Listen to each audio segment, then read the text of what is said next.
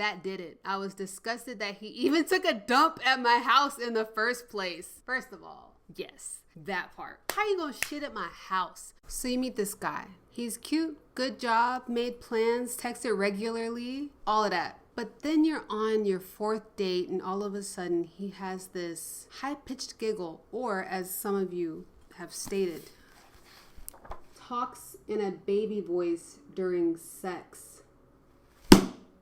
Yikes. And suddenly you're immediately turned off. Have you experienced this? Liking someone until something seemingly minor just turns you off? Well, this phenomena is called the ick factor, or just the ick. And it refers to suddenly feeling just completely turned off by a romantic partner. Currently, this is a trend on TikTok, but it's been a thing for years. And the ick factor seems to get a lot of criticism for being shallow or trivial. I think in certain cases, this can have a bit of validity, and it would help to ask, what might this be pointing to that I'm ignoring? So I thought that we would dive into this topic a little bit. Also, this is not a deep dive, okay? This is a medium dive. So I won't be covering absolutely everything that pertains to this topic. Also, disclaimer, everything that I say in this video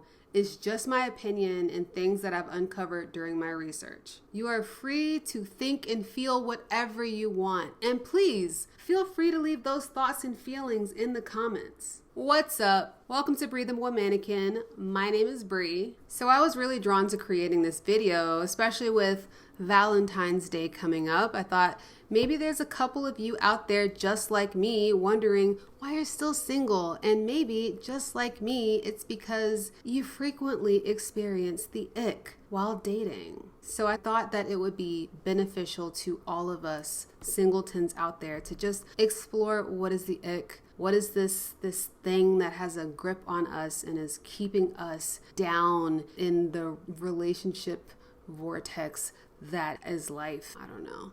Yo, I'm not gonna lie. I had like 2 shots of vodka. Okay, I'm not like a monster. I mixed it with some apple cider and, you know, just a little drinky drink while I was getting ready. But now I'm getting a little headache, but we're gonna get through this video. So the ick is certainly becoming a pop culture phenomenon. He gave me the lady boner gone. He tried humping me in her feel like a dog. Then he whispered in my ear, did I get off? Then he finished, turned over and called his mom. I can't make this shit up, what the fuck? Spend all your money here trying to impress. You've been doing too much, you've been giving me the ick. Put the milk in first. I didn't think anyone actually put the milk in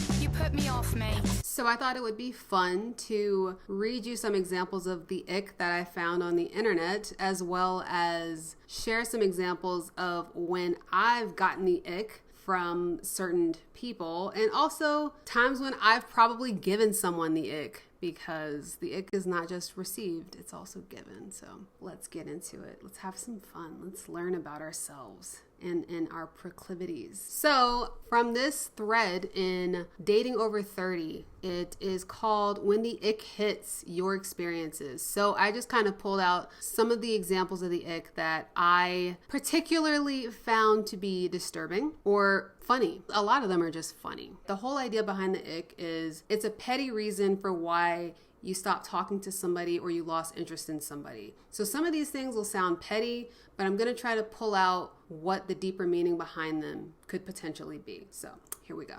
Blankets on the windows instead of curtains. So there's 2 types of people where I could see that this would bother, right? There's the person who cares about the aesthetics of someone's living environment. So you go to your partner's house and you care about it being put together, but also blankets on the windows instead of curtains.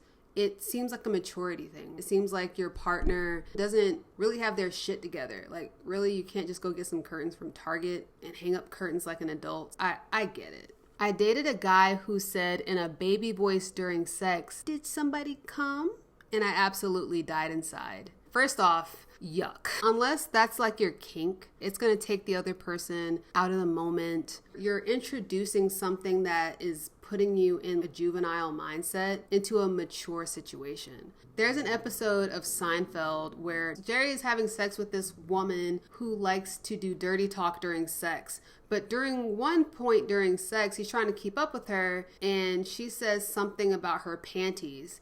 And he says, "Oh, you mean the panties that your mother laid out for you?" And she's just completely grossed out because you're taking something that you're not supposed to view in a sexual light, like family, and you're putting it in a sexual situation. You're going to find out really soon that baby talk is a big no-no. It's like one of the biggest ways to give somebody the ick. I have this mental image of my ex after an argument getting his little teddy bear his mother had given him. He made this infantile boo-hoo, how could it happen to me pouty face as he stared me down and snuggled the bear. It was a move clearly intended to be manipulative in a way that probably worked with his mom when he was 3, but we were in our 30s. My vagina shriveled up, drier than the Sahara. Last I heard, he was living in mommy's basement. Once again, pulling family into mature situations is always going to give somebody the ick. This one might be petty.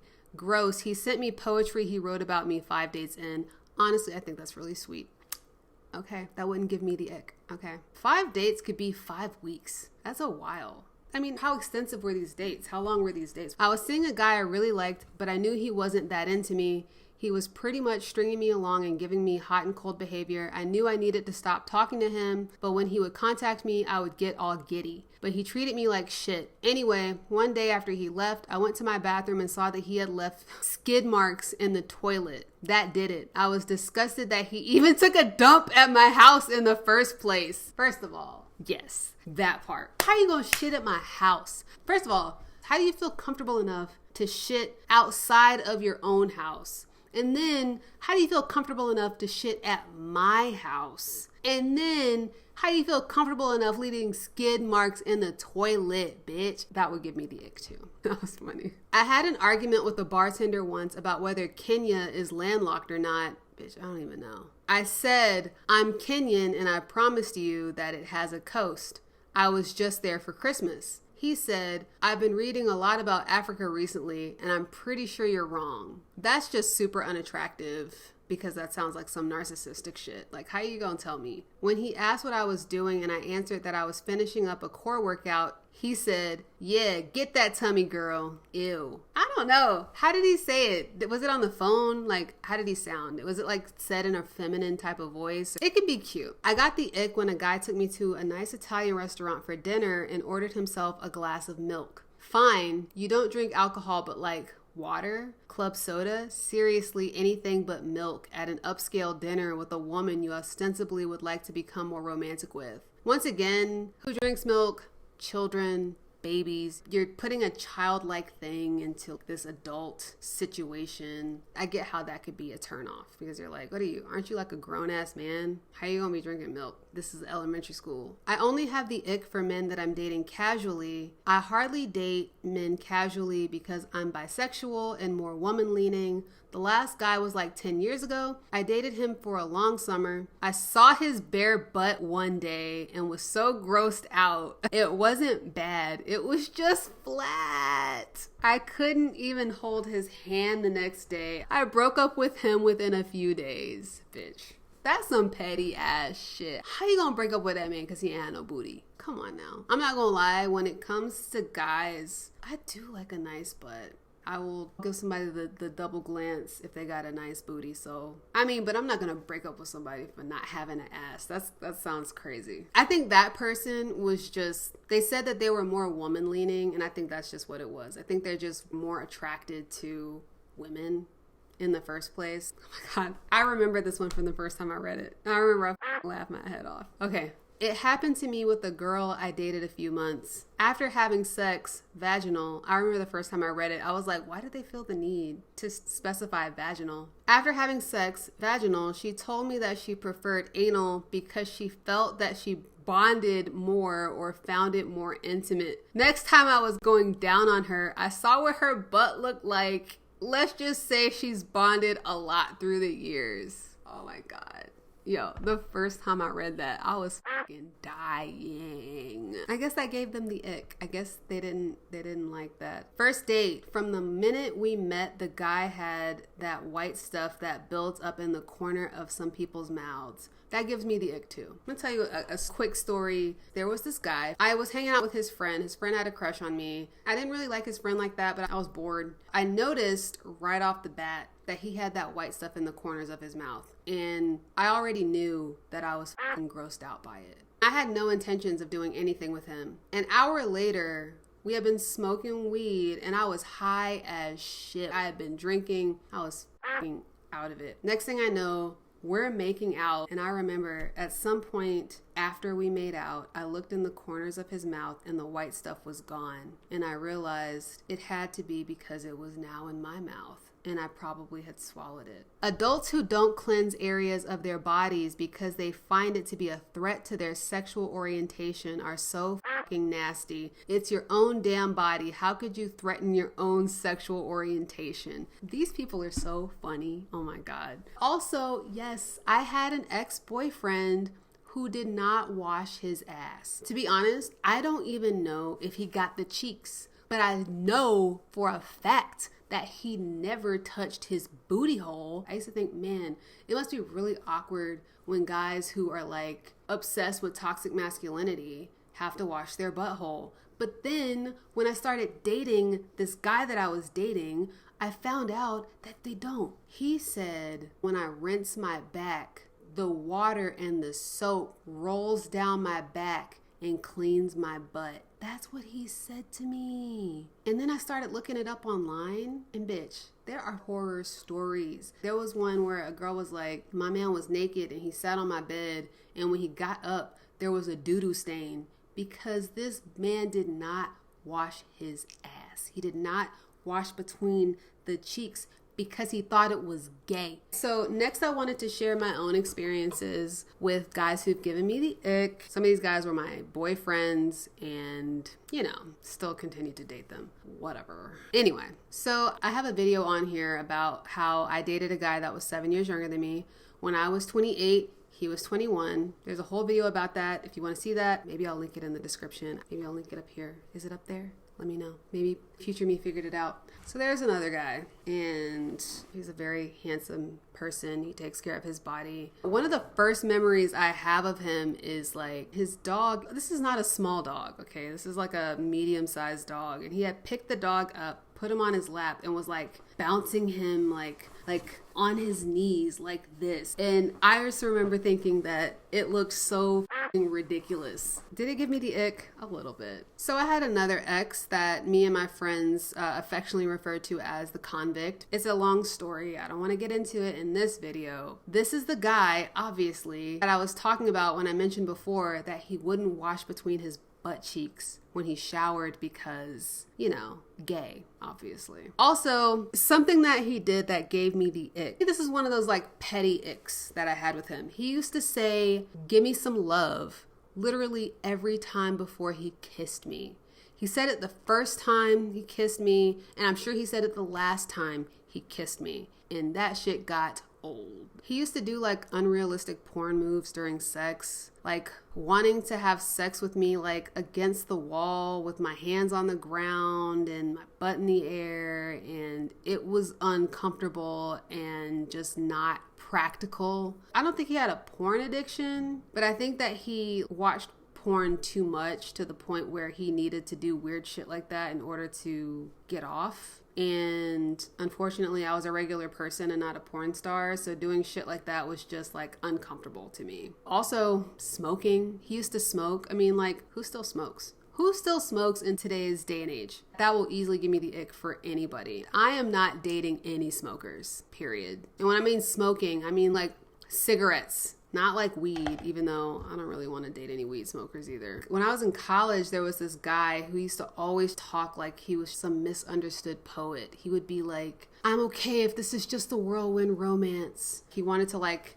massage my hands, and I was kind of embarrassed because my hands are like kind of old and wrinkly, and because I washed dishes without gloves my entire life. And I was like, "Oh no, I have dishwasher's hands." And I said it like literally, like, that was the reason I didn't want him to see my hands. And he was like, it's okay if you have dishwasher's hands because they're beautiful. And I don't know, he's just talked like that all the time. Like, he watched too many like romance movies or something. It didn't seem natural. I'm not going to say it seemed forced, but it seemed unnatural to me, and it was just giving me the ick. Lastly, I wanted to talk about times when I might have given someone else the ick, because I'm not a perfect person. One time my friends wanted to go out to eat. It was a group of 4 of us. One friend in particular wanted to eat at Chili's. I live in a major city. We have access to so many things here, okay? There's so many different restaurants, so many delicious places to eat. And this bitch wanted to eat at Chili's. And I threw a hissy fit. I got super pissy about it. I had an attitude the whole time. I was like, Brianna, you enjoy your food? I'd be like,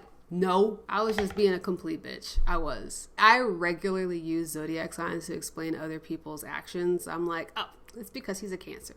Oh, it's because she's a Taurus. That's why she sucks, obviously. And I think that's stuff that I need to learn how to just keep in my head. Because I actually think zodiac signs are really cool, and they definitely help me understand other people. But I understand how other people can think that that's some woo-woo, unreal, magical shit. And I'm trying to cut back on it. Involving my passengers in my road rage is also something that I've done before. I remember the day that I noticed that it happened. It was that guy who never brushed his hair. He was in the passenger seat because he was a fucking bum and didn't have a car. I'm not saying every guy who doesn't have a car is a bum. Or am I? He was a bum, period. And I remember we were coming to a red light, and I calculated in my head how much distance I would need to slow down. Somebody like cut in front of me, so I had to slow down to a stop faster. And it kind of jerked us a little bit. And I was like, fucking hell, you. And he looked at me like I was crazy, and I realized it was wrong. If you're the driver, the passenger doesn't care about what you're going through, just so you know. Because I've been a passenger in the car. I don't give a fuck what the driver's going through. Somebody cut you off, I don't care. Somebody's driving too slow, I don't care. Somebody's on your ass, I don't care. You can make a comment about it in passing, but I want to keep talking about whatever, because I'm not in on that. You're the one that's driving. That's something that you're experiencing. And that's why I try not to do it. I think it's one thing to say something under your breath to yourself, like, oh, damn. Like if somebody like cuts you off or something, but to like be like, see that? Like this fucking asshole. And then now you're trying to fight with this other guy in the car. I just think it's rude. I have on here, every time I was a pick-me.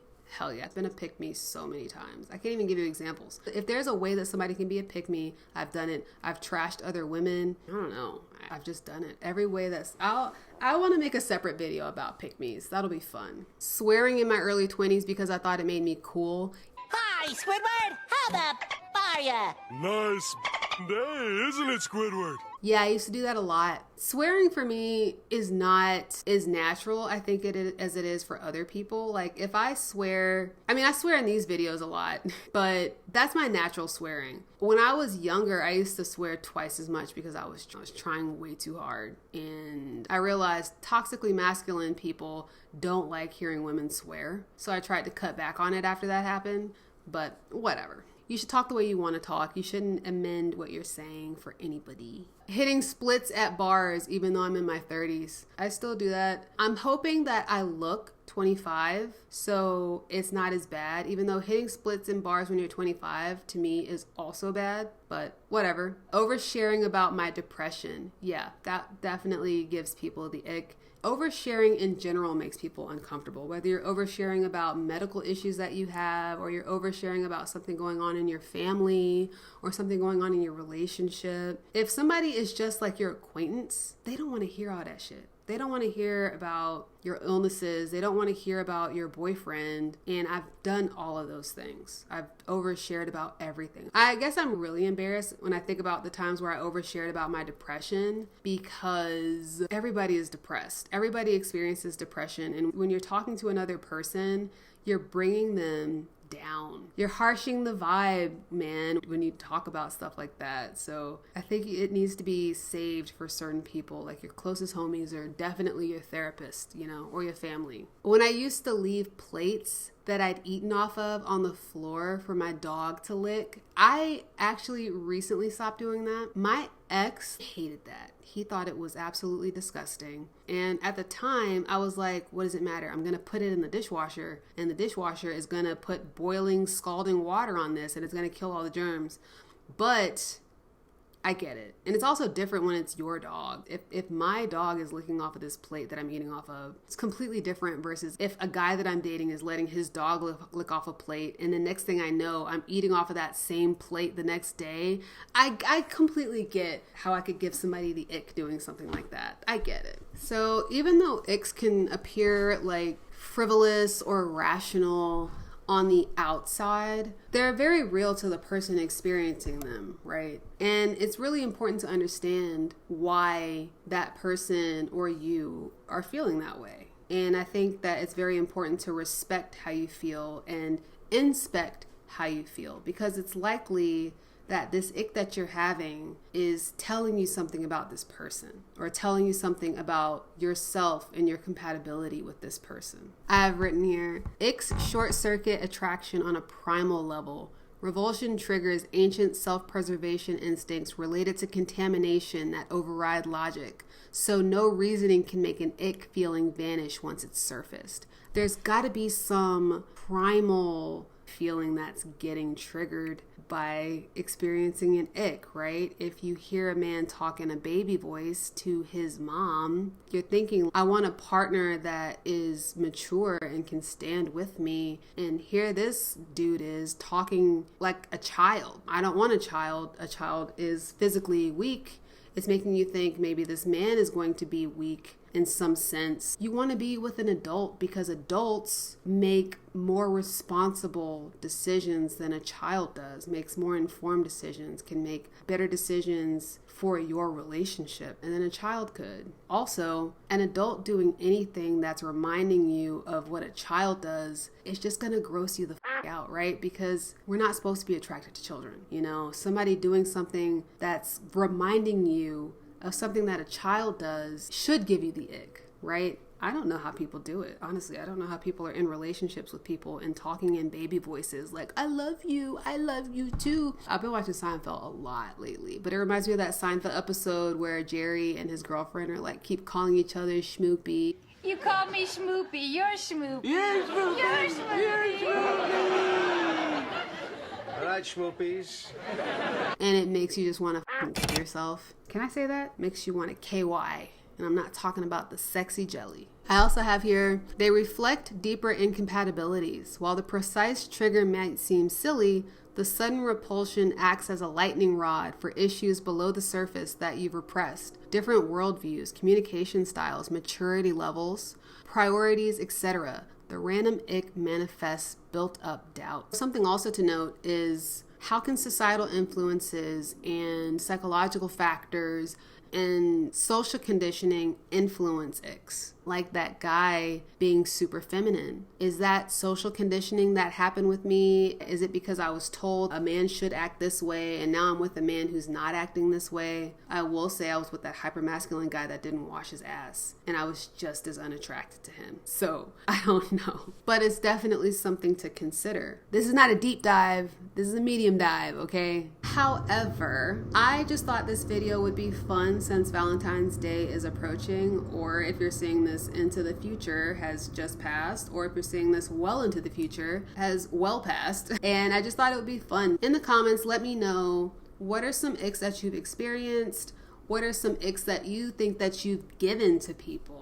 What's the worst ick that you've ever heard? What's the worst ick that you've ever experienced? Tell me. I need to know. I'm going to add them to this list that I have because it's freaking hilarious. I was struggling to get through some of those because it's hilarious. The main takeaway that I wanted you as the viewer to have from this video is I want you to really evaluate your icks. Why are they making you feel that way? Do you feel like your icks are well-founded? Are they rooted in issues of safety, emotional safety? Alexa, turn on my bedroom light. Okay.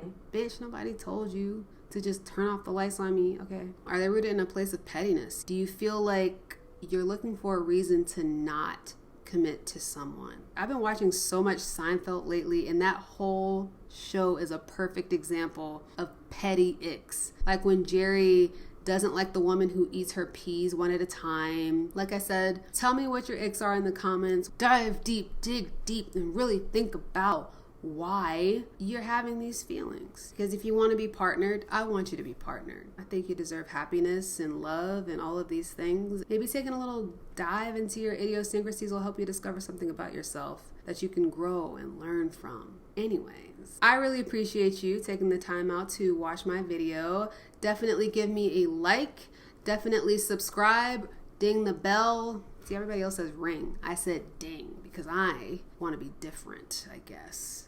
Give me a hootie hoot in the comments below, and I will see you next time.